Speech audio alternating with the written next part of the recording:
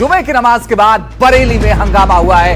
उत्तर प्रदेश के बरेली की तस्वीर आप देखिए और जबरदस्त बवाल हुआ है। नमाज के बाद पुलिस ने प्रदर्शनकारियों पर लाठीचार्ज किया है और ये देखिए किस कदर रास्ते में कुछ बाइक्स भी गिरी हुई हैं। जो शायद बाइक से वहां पर पहुंचे थे उनकी बाइक है। ये चप्पलों का ढेर पड़ा है क्योंकि जब पुलिस ने लाठीचार्ज किया तो वहां से वो निकल गए और आप देखिए किस कदर बवाल हुआ बरेली से।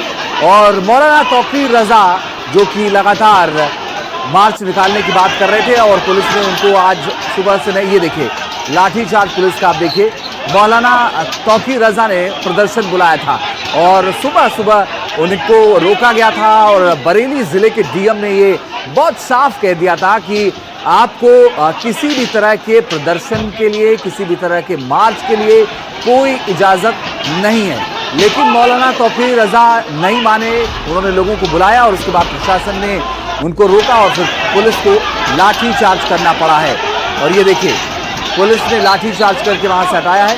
बरेली में जबरदस्त बवाल हुआ है और संभवतः ये जो बवाल हो रहा है ये एक धार्मिक स्थल के बाहर की तस्वीरें हैं जहां पर ये बवाल हुआ है और ये बवाल प्रदर्शन को लेकर के हुआ है। मौलाना तौकीर रजा ने प्रदर्शन बुलाया था और जुमे की नमाज के बाद बरेली में हंगामा कैसे हुआ है ये आपके सामने। और प्रशासन ने फिर लाठीचार्ज किया, उन्हें कंट्रोल किया और अब वहां से उनको हटाया है। लेकिन कानपुर से ये पूरा विवाद शुरू हुआ था। इसकी अगर आप जड़ में जाएंगे तो कानपुर से ये पूरा विवाद शुरू हुआ था। कानपुर, उत्तर प्रदेश के कानपुर से और अब उत्तर प्रदेश के बरेली में ये देखिए जुमे की नमाज के बाद प्रदर्शन हुआ है। नमाज के बाद प्रदर्शन और फिर पुलिस ने लाठीचार्ज किया है और इस लाठीचार्ज में जाहिर तौर पर सुरक्षा को ध्यान में रखते हुए किया गया ताकि वहां से जो भीड़ है उनको वहां से हटाया जा सके। और सड़कों पर बिखरी चप्पलें ये बताने के लिए काफी हैं कि किस कदर वहां पर भीड़ रही होगी और लोग भागे हैं। रणबीर सिंह हमारे सहयोगी ज्यादा जानकारी के लिए जुड़ गए। रणबीर ये बताइए कि क्या जानकारी मिली अभी तक आपको? बरेली में मौलाना तौकीर रजा रहते हैं और तौकीर रजा ने अपील की थी मुस्लिमों से कि इस्लामिया ग्राउंड में इकट्ठे हों।